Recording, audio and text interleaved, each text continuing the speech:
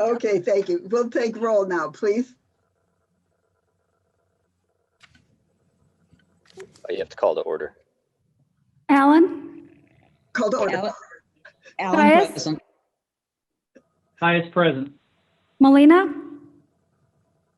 Strathman, Strathman present. Weber, Present. Winnicki, Present. Bates. Present. Thank you. Retroactive call to Oh, order. Molina present as well. Thank you. Yay. Hi, Myrna. Thanks for being here. May I have an approval of the minutes from November 13th and December 11th, please? Allen moves the minutes. Thank you, Caius Alan. second. Second. Kaya, second.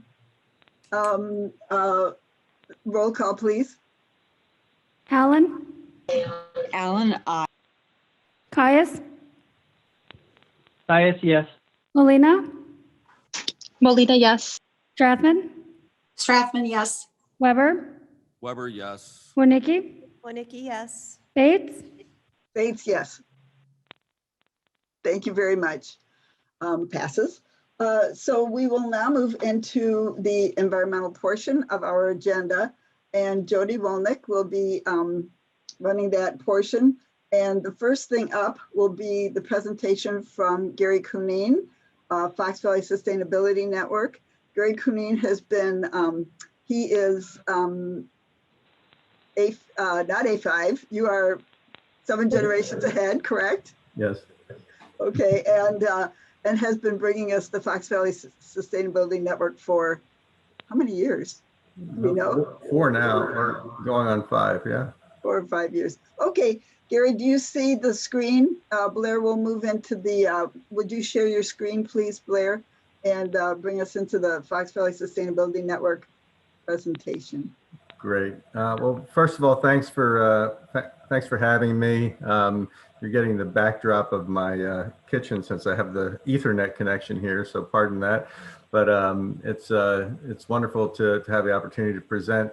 7 Generations Ahead is we're in our 20th year now as a sustainable communities nonprofit. We work across the metro area and across the state of Illinois. And the Fox Valley Sustainability Network was actually a project that developed out of a conversation with former Mayor Tom Weisner from the city of Aurora, and his interest to have Aurora and other communities in the Fox Valley work collaboratively to advance sustainability goals and strategies. So after a Greentown event that we produced, we pitched the idea to the broader group of creating this network, and so here we are. If you go to the next slide, please, we have done basically 3 things. I mean, we're working on all sorts of topic areas. So our forums and some of our action work have covered everything from water to, the water quality of the Fox River, to flood mitigation, to transportation, bikeable, walkable communities, energy efficiency and renewable energy, economic development, green infrastructure, local food and waste reduction. And we do this in a few different ways. One, we support existing initiatives. So if there are projects that are going on, we'll advertise them via our website, via our forums, and via social media to just connect our email group and constituents to those initiatives. Second thing we do is to just do forums that are educational in nature and that tie to some of the priority topic areas that I just outlined. And then thirdly, we look for gap areas to actually develop some action strategies. And I'll talk a little bit more about that toward the end. If you could go to the next slide. We do have and then the following slide, please. We do have a core team that at this point has 2 representatives from Kane County, Karen Miller and Ivy Klee. And then we have 4 communities represented, Batavia, Montgomery, Oswego, and Aurora. And then we have 1 private sector core team member from Applied Ecological Services, and then A5 Branding and Digital, and 7 Generations Ahead. We're looking to expand that core team.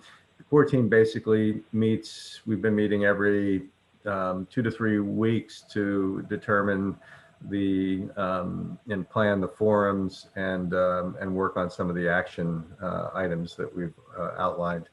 So if you go to the next slide, please, and I'm going to run through some of these. You can pass on those. Those are just some of the sponsors that have that we've worked with in the past. We have gone after both sponsorship and other funding. Grand Victoria Riverboat Fund funded us one year.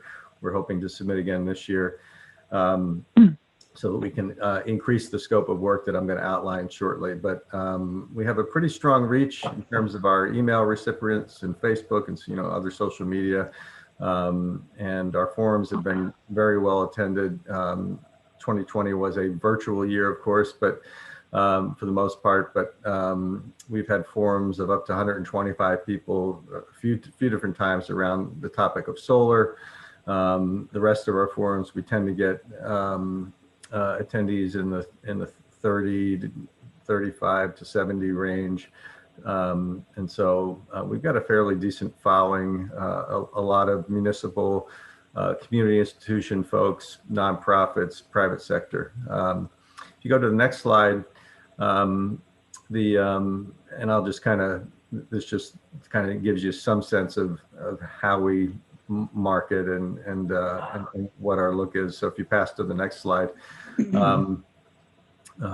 again, some other examples, but we have a pretty active website and Facebook and social media presence, and then we do advertisements via email as well. So for 2021, if you pass to the next slide, please, we obviously, the Intergovernmental Panel on Climate Change has communicated that the situation with the climate crisis is a lot more dire than we had originally anticipated, although many people have anticipated the strong effects of the climate crisis. And but they're recommending that that as a global community that we reduce greenhouse gas emissions by 45% by 2030 and by 100% by 2050.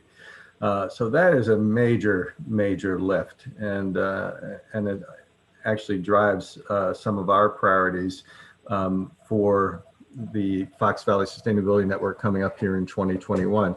Now there is alignment. I took the liberty of just kind of reviewing the Kane County 2040 plan and your environmental or your Energy Environment Committee draft plan notes. And as I'm looking at planning issues in your 2040 plan, you want to be a leader and role model in the area of conservation, energy efficiency, reduction of greenhouse gas emissions, and use of renewable energy resources within Kane County. So there's strong alignment there, fostering public awareness, education, and supporting sustainable practices across the county. And then tying economic development and workforce development to this new renewable economy are a few of the goals that I sort of picked out from your plan. And then I know you're going to talk about this shortly here, but your mentioning of solar projects and stormwater master planning, organics recycling are things that we've worked on in the past, and hopefully we'll continue to work on as we move forward. So I'm going to just hang on this slide, and we just met yesterday to work again on our 2021 work plan. I'm just going to tick off a few highlights and then I'll close the presentation. But one of the things under solar that's a focus area is that we're hoping to develop a solar for all application that could either incorporate the use of Kane County land, if that is even remotely an option, or other institutional land or property. The Solar for All program is really designed to create community solar projects that provide reduced rate electricity to low to moderate income residents, while also providing some job training and job placement components. So that's something, there is funding in that program still through the state of Illinois. And if we're able to get some support to be able to work on that initiative, we'd love to collaborate to develop RFPs or applications for that program. We're also just interested in connecting residents to existing Future Energy Job Act projects that are being built currently, and for which there will be an opportunity to buy energy from. And so doing forums to connect residents to opportunities to buy solar energy right now from projects that are being built currently. And then lastly, we'd like to work with our institutions across the Fox Valley to explore developing a pipeline of on-site solar installations.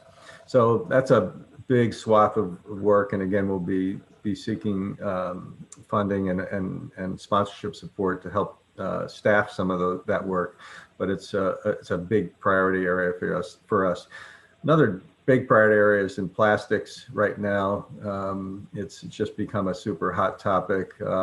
We've done some work on sharing best practices from other municipal governments that have adopted either plastic bag use fees or that are looking at single-use plastic ordinances. And so just kind of sharing best practices, doing presentations around that. And then we've done already some screenings. We partner with the Environmental Defenders of McHenry County, and we've done screenings on microplastics for K through 12 schools, and we'll be doing some for teachers and hopefully for students in 2021. And then lastly, in bikeable and walkable communities, which is a primary focus as well. A lot of work had been done on bike share program development. And now we're looking at developing case studies and examples of infrastructure investments, whether that be trails or bike lanes or bike facilities, and just kind of share some of those best practices and case studies. We'd also like to just market more of the benefits of biking and walking, and encourage residents to take advantage of the existing trails and the places of business that are along those trails. So those are a handful of things. I think I'd like to, leave you with a question, because I see tremendous alignment here with some of the things that are listed in your committee and also in the Kane County 2040 plan. But I'd love to know, how, first of all, what your thoughts are on some of these proposed strategies, and also whether you see opportunity for, continued or increased collaboration with some of these. So thank you. I'll stop there and entertain any questions or comments. Does anybody have any questions they'd like to ask Gary? Madam Chairman, this is Deborah. Deborah? Gary, hi. Happy New Year. Happy New Year. You should know that on the committee is Mr. Caius, who is also chairman of the Riverboat Committee this year. And I will be happy to talk with him and see if I can maybe fill in some of the blanks if you're going to make an application again this year. I think that is something that we could at least talk about supporting. And part of the trick there is just for us to talk to each other about it. Can I follow up with a question? The microplastics are the tiny bits of plastic that just like shed from everything we touch and do and use, I believe. Can you tell me what kind of program you're bringing into the K through 12 to try and work towards keeping that stuff out of our environment? I just don't know enough about it. I'm wondering if you can do a couple sentences about that. Yeah, so we've shown one film. It's a great example from Brooklyn, New York, of an elementary school that studied the issue exhaustively and then actually proposed legislation to the City of New York City Council, and actually got Mayor de Blasio's support. And they focused on one particular component, which was around banning styrofoam. But as you know, as you know, I mean, the microplastics come from, some of the synthetic materials from the clothing we wear. And then when that gets, washed and flushed through the system, there's an issue there. There's just the issue of just, just straws. You've heard a lot about single-use plastics that end up getting into our water systems, and not just our oceans, but our Great Lakes are flooded with plastics of all kinds, and they eventually, even if they start off as bigger materials, they eventually get broken down and then become very, very small. And they're showing up in the guts of birds and fish, and of course we're next up the food chain. And so there are a lot in plastic bags, and so there are a lot of different angles with this. I think what we would want to do is to do more education about what the potential strategies are locally that we could advocate for and work on, and then go after a few, but start with education. I think there's some very powerful documentaries out there and strategies that can be worked on. Madam Chairman? Mr. Geis? Oh, thank you. And we have been a sponsor in the past. How have we, what form has that taken as a sponsorship? Are we donating? Are we providing in-kind, personnel, that sort of thing? Maybe Karen can answer that. I'm not sure. Karen, do you want to jump in, or? I'm on the phone. Can you hear me? Yes, Karen. Hi. Yes. Oh, great. In the past, we have sponsored, and that has come out of the environmental management budget. So maybe Jody would be better at answering that. That's correct. Typically, we have a riverboat allocation for the sponsorship for Fox Valley Sustainability Network in the amount of $1,000. Yeah. Yeah, so you've done that. Karen and has been on our core team in terms of the in-kind staffing support. Jessica, before she departed, and now Ivy. And 1 year, I think it was roughly 4 years ago, close to our beginning, we did receive a Grand Victoria Riverboat Fund grant to support some more in-depth action work in addition to the forums that we're doing. So yes, you've been supportive in different ways in the past. And current. Okay, thank you, Gary. So I think I'd like to, in the near future, consider what we can do in-house. We have a lot of expertise with Jennifer and Ivy and Jody and Karen, and to see if there are redundancies between what we're doing and what Fox Valley Sustainability Network is doing, just to look forward into how we want to work together. So that's one of my goals. Yeah, I'll just echo and say that from our standpoint, we're not interested in reinventing the wheel or doing things that people are already doing. We're looking at gap opportunities to advance common goals and to collaborate with other groups. I mean, we work with the Fox River Ecosystem Partnership and a lot on the issues around water and water quality protection. And then we work directly with, your staff, with Jen Jarlin, and in waste and with some of our forums and presentations, and of course Karen and Jessica. And so we're definitely looking for collaboration that doesn't repeat, but advances goals. You said you're going to be asking for another grant this year from the Riverboat Foundation. Yeah, it's our intention to apply. Okay. Madam Chairman, this is Deborah again. Yes, Deborah. Just a sidebar. Back in the good old days when we could actually meet in person, I remember going to a seminar at Aquascape, and it was just charming because we had a great program, and then I we was got to there. wander. We got to wander around the grounds until we felt at home, and that's a neat facility to see what they do and to just sit on a bench and enjoy it for a few minutes. So thank you for putting that kind of thing together as well. It was really fun. Thanks. I was there that day. That was, okay, well, any other questions for Gary? Well, Madam Chairman, do you mind if I chime in a little bit about our cooperative efforts? Sure, Mark.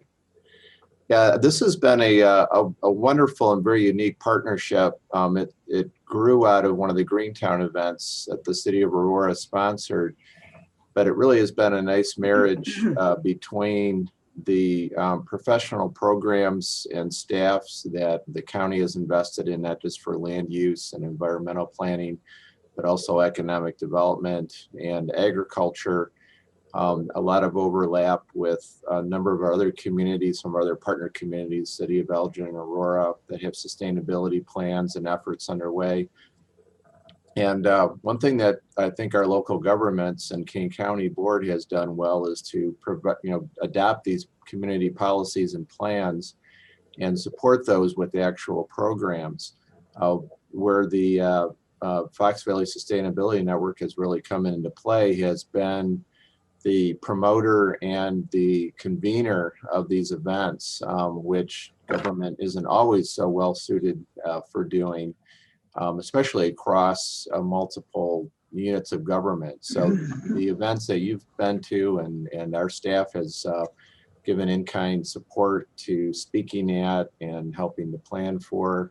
But the end result has been great participation from members of the community who can kind of get a single regional perspective on these programs. So everything from the bike sharing program has been on, the agendas and the forums, a whole variety of things. So it's a very unique partnership, and we really see it as a great way to get the county board's programs and policies out to the public and the community through these great events. So I just wanted to add that, and other members of our planning staff and Jody's staff have all contributed to planning and presentations and everything, but we're very thankful to have someone else be doing the marketing and the convening and planning these great events. Okay, thanks. Thanks, Mark. Any other comments? Okay, I think we can move on and the agenda then. Thank you, Gary, for presenting to us. Thank you. Okay, Blair, can you move us on to the next issue on our agenda, please?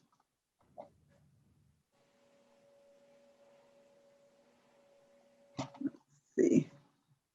Got to change my screen here a little bit. Okay, so Jody and I will be presenting the next part of our agenda. And I think I've talked to all, I think, of the members of the committee about planning for our annual 2021 goals for the Energy and Environmental Committee. Jody, do you want to go point by point a little bit on this? Certainly, thank you. And we certainly appreciate the collaboration with yourself and the other committee members to develop this list. I think it's a great tool that we have an overall view of what the Energy and Environment Committee actually is doing. And so I know a lot of months that we have items come before you for resolutions and approvals, but the bigger picture of why those resolutions and approvals are being requested and the speakers that we're bringing in potentially is not as clear as it would be if we don't outline the goals, overall goals of the committee. So certainly I want to see this be a living document that we continue to add to over time and revise as new programs come up and changes in staffing happen, that we can continue to update this list and it can serve as our long-term goal list for the committee. So I know a lot of the committee members have already reviewed this as well as staff in detail. So I just kind of want to go through and hit the high points. And if there's anything, Chair Lady Bates, that I miss, you can certainly jump in. Okay. So we put at the top of the list the long-term funding plan for recycling and sustainability programs. And for the new committee members, our recycling and sustainability programs are supported 100% out of the riverboat and out of what is called the Enterprise Surcharge Fund in your budget book. That's Fund 650. And it was a fund that was established when the landfill at Settlers Hill was open. And the money that's in that fund had the tipping fees from when the trash would come into the fund. They were set aside for environmental work. That fund was significantly reduced this past year with the construction of the cross-country course, which was part of the agreement with the overall end use of the landfill. And so we've been operating in a deficit in that fund for many years. The fund does require that we save aside $3 million in case there were to be an environmental issue with the landfill. And so that comes right off the balance. And so what we're trying to get to in that fund is a sustainability plan, in that the interest that is still being generated in that fund is equal to what the expenses are. And if you recall from the budget presentation, we're not there yet. We're still pulling down that fund about $100,000 a year. And so that it just in really rough numbers, that gives us less than 10 years of funding in that fund itself, to continue our recycling and sustainability programs that are paid for out of that fund. We're working diligently as these bills do come up.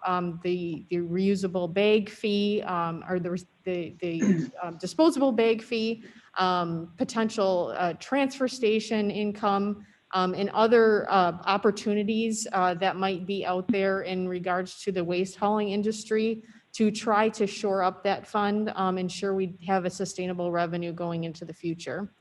The remaining portion of that is the Riverboat Fund, and anybody that has been on the Riverboat Committee knows that that fund has continued to draw down, with the balance of it being drawn down this past year quite significantly. We know that the Riverboat was closed most of the year, and when it was actually operating, it was operating at very low capacity. So in speaking with Director Berger, he had originally estimated a cut of 50% of the revenues from the Riverboat for 2022, and he's now expecting that's actually going to be less. And so we are doing everything in our power to stretch our 2021 dollars through 2022. But as you're already aware, we had to renegotiate the USGS stream gauge system that has been ongoing for the last 30 years because of the cuts that actually occurred this past year. So we again have great concern with our Riverboat funding for this coming year, and we'll continue to watch that, as well as our expenditures, to make sure that we have sustainable programs to continue into 2022. So I went into that a little bit more detail than I wanted to, but certainly we could do a separate presentation in regards to the funding and where the funds are going, and some options, and anybody that does come up with any ideas to increase revenue into that fund, or anything that you might see out there bill-wise that we could support, would be greatly appreciated. Item number 2 is the committee outreach to other committees within the county board. I think this is a great addition to our overall goals.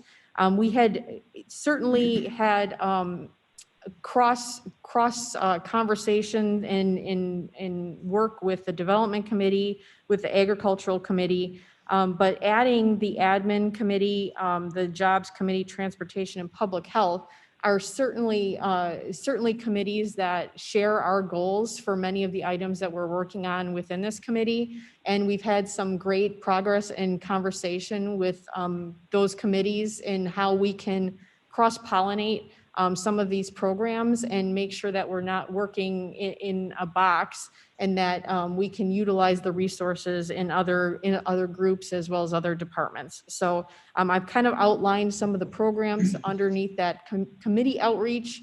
that we will be focusing on under those committees to push those initiatives forward. Under environmental, the big item of addition that I wanted to highlight in there was the Fox River dams. This is something that at the committee's will that we can look at in more detail. There is the Carpentersville Dam as well as the North Batavia Dam that will be slated for removal. The county has historically not taken a position on the dams on the Fox River. And so that's something we potentially want to add to our agenda to discuss as the Fox River Sustainability or Fox River Study Group is currently requesting the approval of a resolution supporting the removal of the dams on the Fox River. So if that's something that the committee would like us to bring forward in February, we can certainly do that.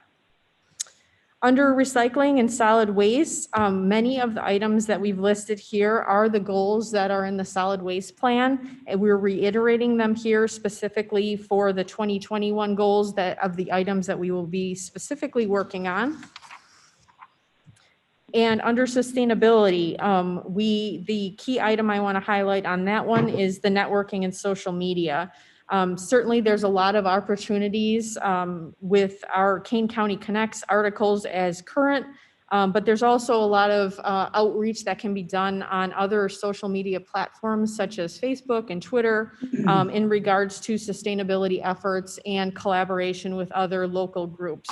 So we will be working closely with Chairwoman Bates as well as Ivy Klee in the coming years to push out some of our sustainability programs and recycling programs to a greater audience to get the word out, as well as develop a networking tool for the schools and the park districts for some of the other community sustainability programs that we're going to be reaching.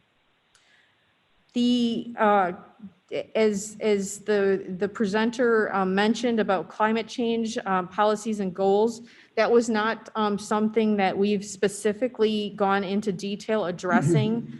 We do have the goals in our 2040 plan as well as our sustainability plan, but the action items as to how to get there are not well defined. And so as part of our sustainability plan update, that next update will be specific to community-wide goals. And so we've added the climate change policies and goals to that item. So if there's anything else anybody would like me to go into more detail about, otherwise I will take any questions.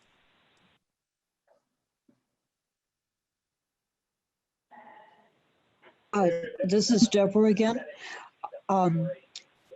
Is it in the forest preserve that we've been talking about removing those dams? Because I know that's been a topic of conversation among us, maybe just with our other hats on. But I would think that since we're doing it there, we would want to do it here too, especially since the Batavia Dam is being removed with state funding, and we don't have to pay anything for that. So that's always helpful. I think that's correct. I believe the reason that the county never took a position on the dams is that the county itself doesn't own any dams on the Fox River. But it would be a show of support to the other municipalities and to the Forest Preserve who do own dams on the Fox River, that we support their efforts in regards to the water quality improvements that those dam removals would result in. Madam Chairman? Mr. Kais?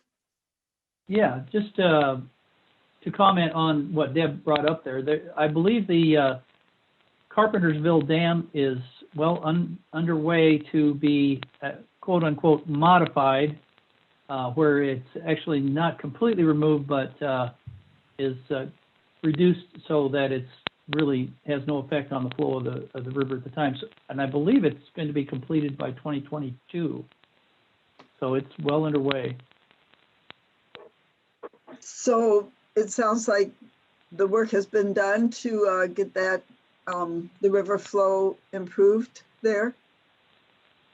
Right, and that's ostensibly the idea behind it, is to improve the river flow and the quality of the water. And Jody, that's some of the sampling that you've been doing up there around that dam. Is that correct? Not our department. We're doing the sampling on the tributaries, and that's going to start this month. The Fox River Study Group has, however, been doing sampling on the Fox River before, and will be doing sampling after the removal of the Carpentersville Dam, and that will be very important data to be putting into their model to validate their model. Great.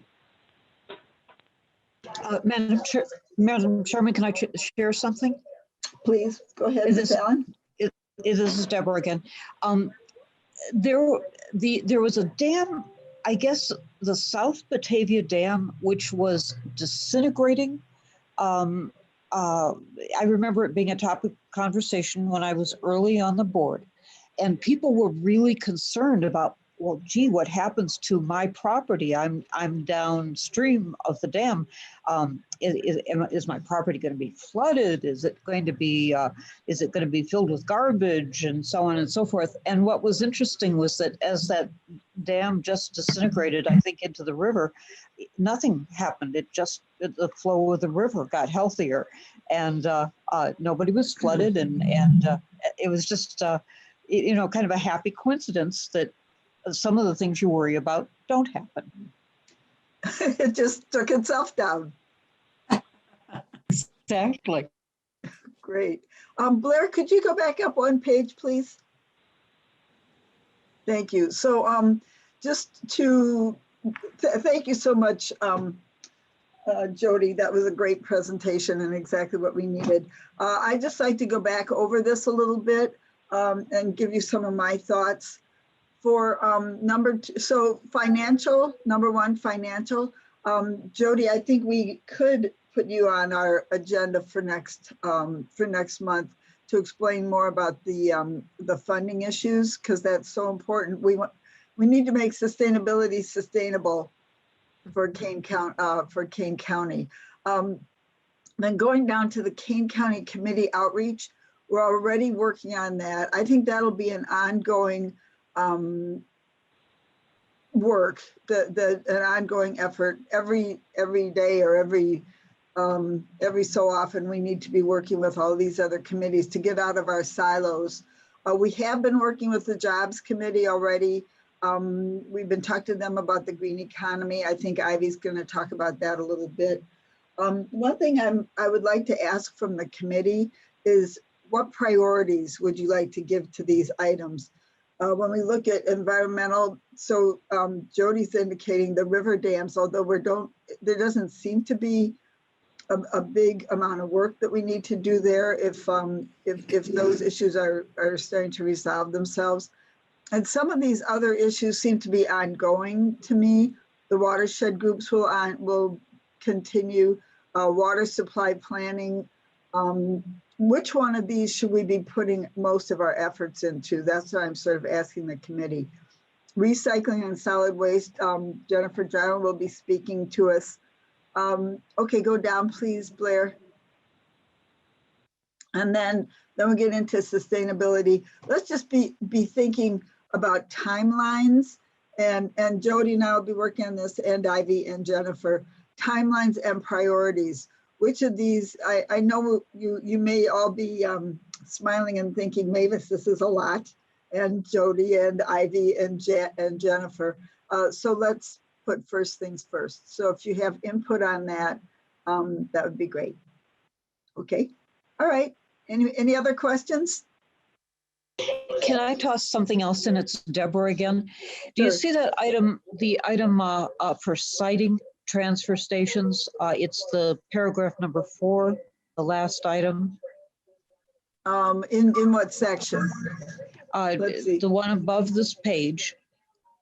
Citing, okay, sure. I've got 2 computers going here, so I can look. Okay.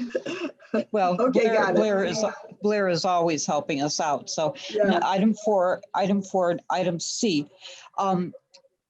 There was the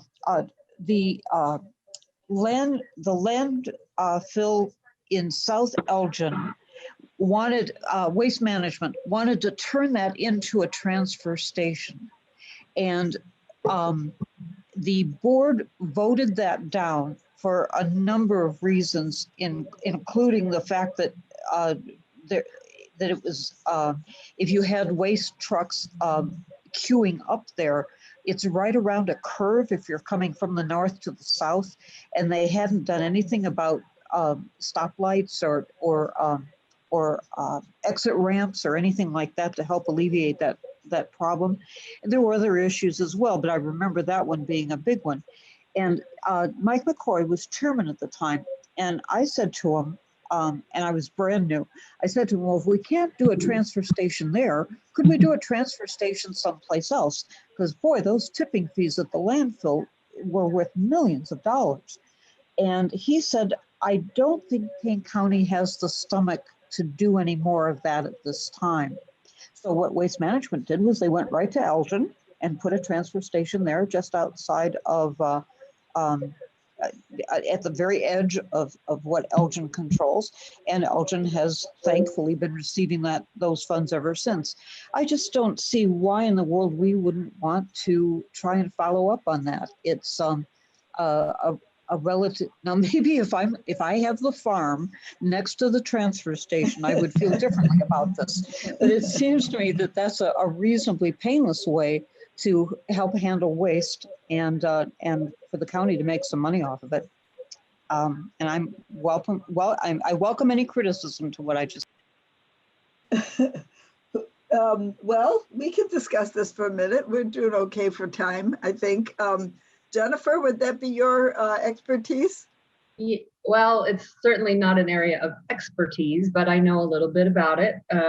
Definitely some crossover. I think we will probably bring this topic back to the committee in the future, so I don't want to go into it too much right now. Jody and I have just begun discussing it, and really it's a huge project. It is not an easy project to build a transfer station. There's just so many points of where opposition will arise, and you just mentioned the NIMBY, so that backyard anywhere nearby, and even people who are not nearby but are invested in our land and its use are likely to oppose what they consider a landfill, even if it's just a transfer station, because there's going to be garbage there. And then, at some point, and that's when you're trying to get it cited, you're going to have public notices, and then all the neighbors will come in and oppose. And then you have, and not to be negative, but I'm just saying there are certain barriers. And then the other thing is that, of course, all the hauling companies who own the transfer stations and the landfills will at some point come in and try to oppose an additional transfer station being placed, because they'll say, we have the capacity to handle all this waste. Why would you build another one? And then you have to try to convince all of those haulers to bring their waste to you instead of to themselves. And so it will be something we need to research. We need to how will that work for everybody, and how to make it, so that everybody can agree to it, and so that it is ultimately a revenue earner.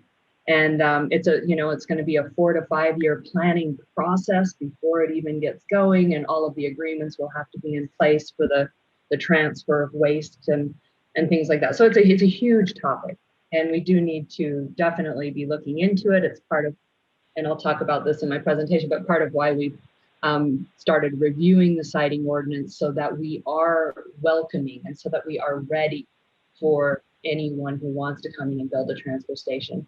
If the county at some points decides we want to build a transfer station and hire an operator and run it in an unincorporated area of the county, that's a little bit potentially easier than trying to get it into a municipality. But again, there's a lot of info. So to save time, I'll stop there. Okay, let's put that on the agenda for soon, maybe next month, if we choose.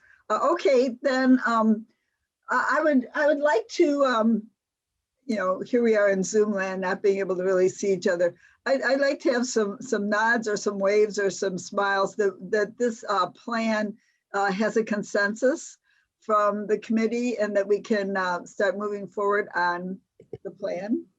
So any objections?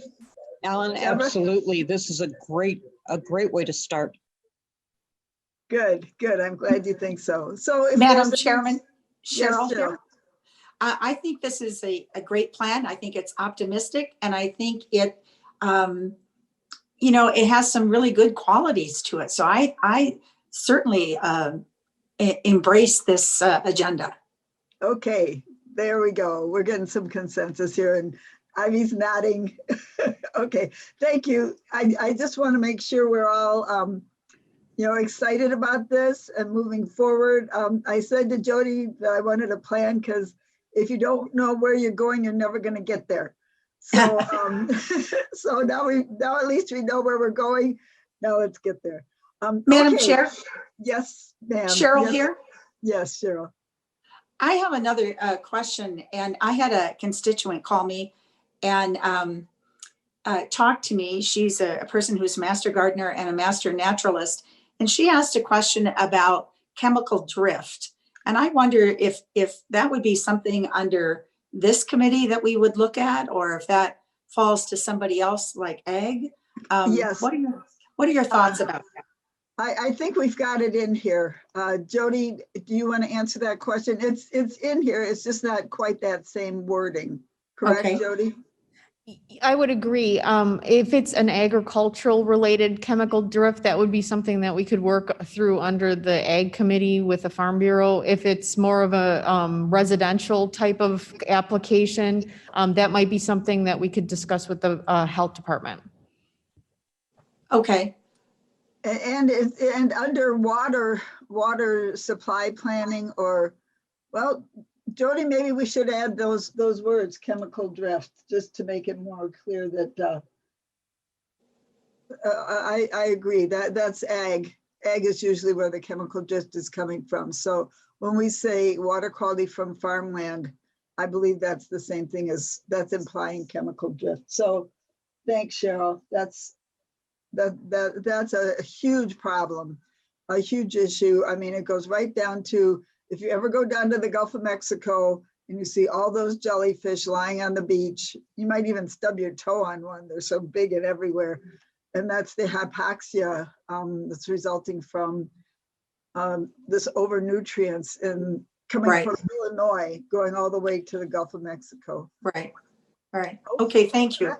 I'd like to move along because now all of a sudden I'm worried about time. Can we get to the sustainability portion, please? No, next comes recycling, correct? Okay, Jennifer. Should I share my screen, or should I just say advanced slide? Blair will share his screen. Okay.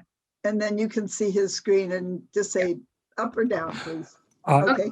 If I could jump in, I could say we could do either way, Jennifer, whichever you're more comfortable with. I can give you the permission to share your screen if you'd like to control your slides.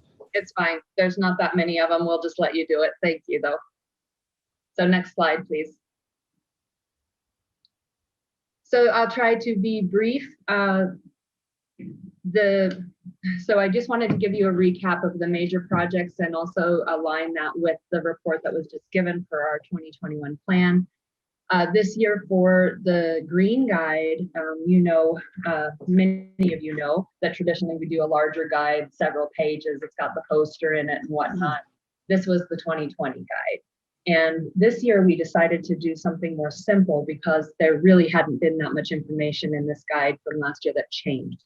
So we did a one-pager. You can see it on your slide. It's a tri-fold brochure that we then sent out to everyone to act as a supplement to the 2020 guide.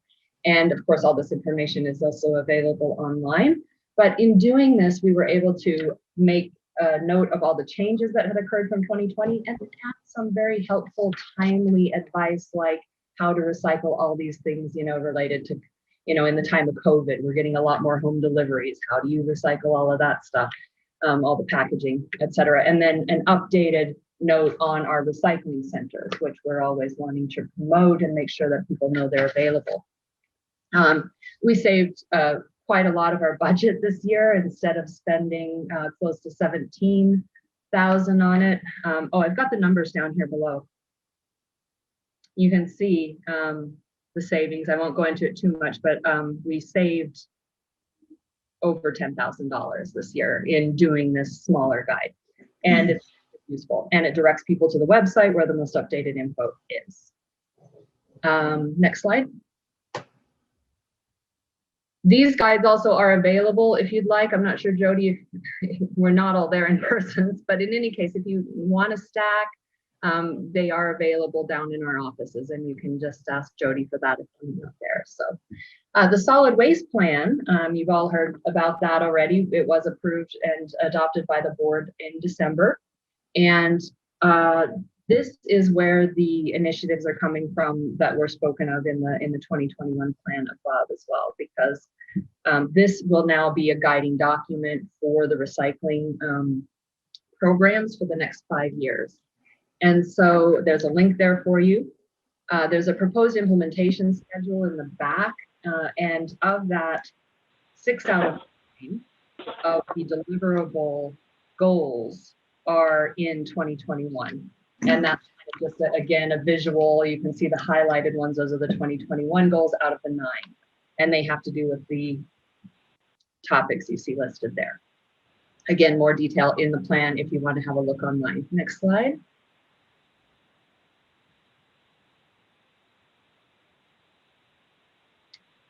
So these are those 6 that are marked to start in 2021. And again, waste minimization, looking at bringing together a group of stakeholders from the business community and local governments, policymakers to start to dialogue around circular economy, what it is, how do we get those dots connected. I am looking forward to speaking with Gary Kane and the Fox Valley Sustainability Network about creating this event into something that's very meaningful and effective. The goal would be to start to figure out in this, you can see that the implementation timeframe there is long, because we start with the meeting to discuss, and then we start to build ideas on actions and then move forward with those. Organics, constantly trying to advance food scrap composting. And currently there are 6 communities in Kane County that offer it curbside. And we're also looking at potentially creating some drop-off locations for those people who live in communities that don't have it yet. Electronics, we are just always looking to have the best program possible, the most convenient program for our residents. And so we are going to be researching potentially getting an Aurora location. We currently have West Dundee and Batavia, so Aurora would be our southern point, creating that convenient located drop-off locations. Also expanding the hours of the drop-offs. Textiles, same story, just trying to advance that as much as possible. We currently do take them at our recycling centers, but looking for potential to expand. And again, just getting the word out there about our programs. I'm still, amazed how many people go, I didn't even know you had this place over here on Fabian, and we advertise so much. So it's a ongoing effort, that one. And then let's see, also with public info, we will be working on a series of videos, which I'm really excited about, especially in this time of Zoom and sort of like your home office head screen thing. And so we're going to do a series of really short, sweet recycling tip type videos in that format. And I'll be working with Adam Tedder and or other people in the IT department to put those together and edit them nicely and get them posted online. And I think that's so wonderful because it's really effective, and it's something that a lot of people can watch and it'll last over time. Instead of me going out and doing a public presentation to 30 or 40 people who hear it, but this way it'll be ongoing. So I'm really excited about those. Regarding economics and funding, big topic. Jody started with that. I'm going to end with that, but always looking for grant opportunities, of course. But then we are going to be exploring the feasibility of working with our local governmental partners potentially to create a funding mechanism that will help fund some of these recycling programs that the county manages and runs and funds currently, but that benefit all of the residents of these municipalities. And so we're looking to using potentially a funding mechanism similar to the one that we're currently using for household hazardous waste program. We have 73 almost $74,000 coming into our budget from the municipal contributions for the hazardous waste program in eligible areas of the county.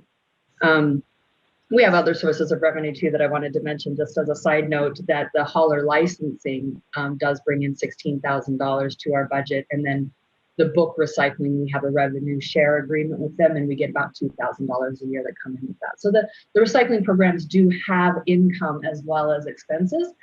But in any case, you can see the language on the side of my slide there. That is an example of the kind of language that is inserted into the municipal hauler contracts. And it's sort of a paid through model. You know, the resident ends up paying that small amount. It's $3 per household per year. So what is that? Cents per month. And then that gets paid to the hauler in their bill and or the city services. But then it gets forwarded to the county for the use for the hazardous waste programs, because the haulers don't want that material in their garbage. And so that's how it works, because the haulers are happy to pay an amount per household per year to the municipality or to the county in the case of Mill Creek, to fund programs to properly manage that material. And that funding mechanism is really something quite unique to Kane County. It started over 20 years ago here. My predecessor, Gary Milkey, was instrumental in getting that started, and it really is an effective model for getting funding for programs. So we're going to look into how to expand that. Next slide. Please, thank you. This is just another recap on our recycling centers, which we're so proud of. They really are a model of you know, what a recycling center should be, and it's great that we are able to constantly grow them. Started out just as electronics. Last year we added textiles. This year we've added books, and who knows where it goes from here. I also wanted to point out, you can see in red there that the Batavia location, we are piloting Saturday hours during these 4 months while we don't have events running on Saturdays, just in case people are working and cannot make it during those weekdays. So they are finding, so far, we started December 1st on those Saturday hours, and they're finding that they're getting about 25 to 30 cars through on a Saturday morning, and that's good. They're happy with that flow through, and it hasn't been overwhelmed, which is good news. Next slide, please. And I think this is my last slide. Oh, yeah, so I just wanted to correct from my presentation last month, I had an incorrect date on the hazardous waste event. This is the correct date. It will be June 5th, and it's going to be on River Street in Aurora, again, funded in partnership with the IEPA and DuPage County and City of Aurora. So mark your calendars on that. Of course, there will be press releases, but that's very exciting. Next slide, please. Yep, that's it. Thank you. Okay, thank you, Jennifer. Yay for all your great work. This is so exciting. I was on the Solid Waste Advisory Committee, the SWAC, in 1990 that created the recycling program at Aurora. So thank you for all your good work. And you Full circle, Madam Chairman. Full circle. Here I am, still cheering this stuff on. Next slide, please. Ivy. Hi, everybody. I'm going to give you guys some sustainability updates for January 2021 that all relate back to the 2021 goals that we talked about. So next slide, please. So what Mavis was talking about earlier with our preliminary discussions in relation to green economy goals going forward. So Mavis and I and Jody, as well as Mark and Karen, actually Karen, I don't know if you were on the call last week, but we spoke with the sheriff's office on their return to work program to get an introduction to the work that they've been doing. So they started the program in 2019, and they help returning citizens get jobs with employers that are part of the program. They provide training to all of these returning citizens, and they give them all of the resources that they will need to go back and enter into a new job. So going forward, our goals are to help support this program with the Sheriff's Office and help them find more employers in the green economy and the green industry so that we can have a shift more so to a greener economy and be able to support green economic infrastructure within Kane County locally. Also, another conversation that we had over the past couple of weeks was with Chris Toth with the Jobs Committee. We were also discussing how we can support the green economy locally with the current businesses that we have connections with. How can we incorporate sustainability into their, local everyday business? And then also how can we attract new green jobs to Kane County locally? Seeing as that's kind of been a barrier to growing our green economy in Kane County.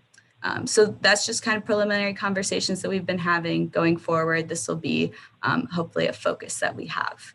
Next slide, please. And also Gary Swick with Friends of the Fox River. So Friends of the Fox River is a local organization that we coordinate with frequently. So Gary Swick with Friends of the Fox River reached out to me and said, hey, Ivy, we're applying for a grant. We'd love a letter of support from you guys. So we've been working with Friends of the Fox River for the past 10 years, I learned, which is pretty awesome. And we coordinate with the outreach and education that they provide to the community on the Fox River. So I wrote them a letter of support. If anybody is interested in seeing the letter, please reach out to me. I'd be happy to share it with you. But basically, they are looking with this grant to seek funding for to expand their watershed educational services to underserved locations in the watershed. They want these services to become a year-round opportunity, and they also want to be able to develop additional activities for their audience. So this letter of support does not obligate us in any specific action or responsibility. We're just communicating that we've had a really wonderful partnership with this organization over the past 10 years, and we want to support them in their intent for more funding with this grant application. They're doing great work. Good. Yeah. Next slide, please. Also, just an update on the Chargepoint electric vehicle stations. So I'm pretty new to the electric vehicle Chargepoint program, but the Kane County, the first Kane County electric vehicle charging station, and Jody, please correct me if I'm wrong, was first implemented in 2014 at the courthouse. So that was the first electric vehicle charging station that we had. And then since then we've grown, I believe, to a total of 7 or 8 charging stations. We have one at the courthouse, the health department here at Kane County, and then a few over at the sheriff's office. And a few of these are for the public to use, and then a few of them are for Kane County fleet vehicles. So, and then I have access to see all of the statistics and data on what the electric vehicle charging stations collect. So if you want to go to the next slide, please.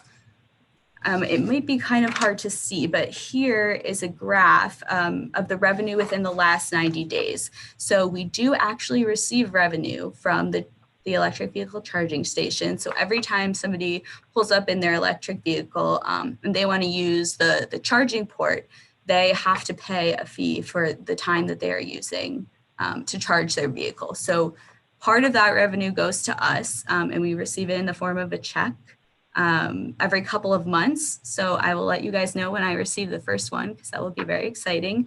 But this graph shows the revenue for the last 90 days. Cumulatively, we have accumulated just around $200 in revenue from the electric vehicles, which is pretty great. And then those funds also go back into the county funds, I believe. And then if you want to go to the next slide, which is the That can be greenhouse. your bonus, Ivy. any extra sustainability programming. And then this slide shows the greenhouse gas savings over the last 30 days. So this is just 1 month. We've saved cumulatively just about 1,000 kilograms of greenhouse gas emissions. So that's pretty awesome. I think I can generate yearly reports. So hopefully I can show that at a later E&E committee meeting. If you want to go to the next slide, please. As always, if anyone has any questions or wants to talk to me about anything sustainability or stormwater management wise, please reach out to me.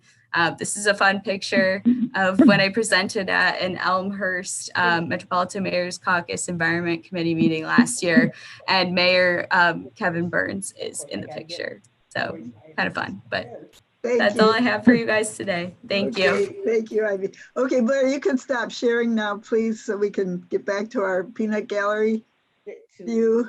And committee members, do you have any comments? I know we need to wrap up right away here, but any comments or Chairwoman Bates, I believe Karen Miller has a slide that we ran over from the previous meeting that she'd like to. Oh, thank you, Jody. Yes, Blair, please share again. Well, but it's all these little, onesie twosies invoices and. Okay, Karen, this is your slide. Stuff. We need a person to do it. Yes, I just lost my connection to Zoom, but I'm assuming that it's the planning division slide. Yes, it is. All over the place. Okay, thank you, and good morning to everyone. So I just wanted to give you a brief overview of 4 of the projects that we've been working on in the planning division that do, are important, I think, to the Energy and Environment Committee. The first is on the fabulous Fox Water Trail.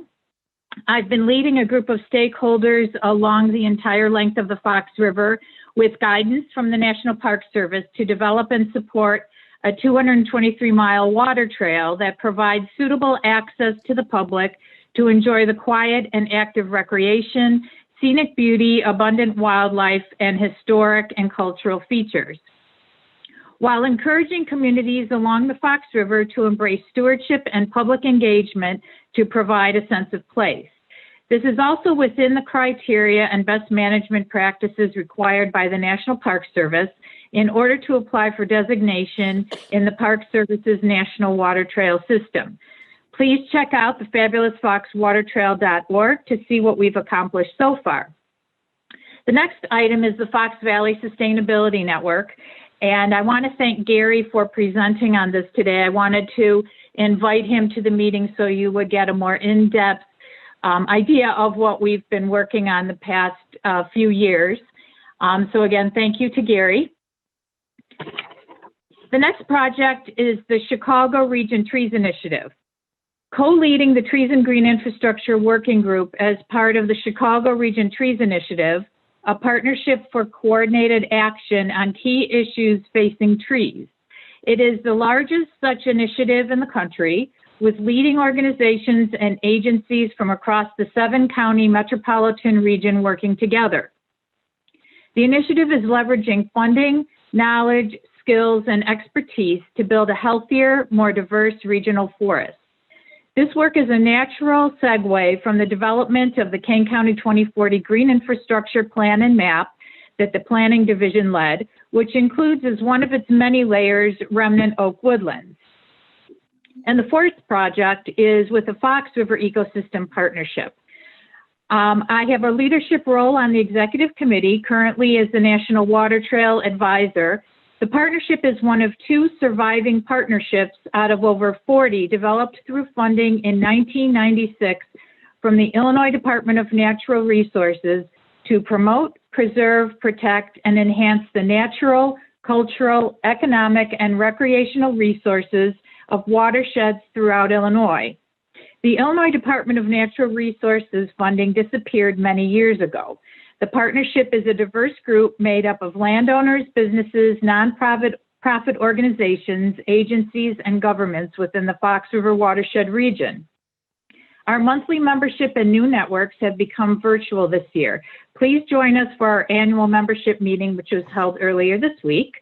So this is just sort of a brief summary of the projects, and in future months, I would like to bring you more information and updates on those projects. Thank you. These are great, Karen. Those are wonderful programs. Especially, I just love what we're doing with the Fox River. I'm a kayaker. In better years, I'm a kayaker. COVID even kept me off the river. So thank you for that. Any questions for Karen? Karen, you put 4 great big programs into one slide. So good job on consolidating. Any other questions? Just to say thanks. Oh yeah, thank you very much, Karen. Okay, may I, is there any, I've got to go back to my, my real agenda here on my other computer. Is there any new business? No need, any public comment?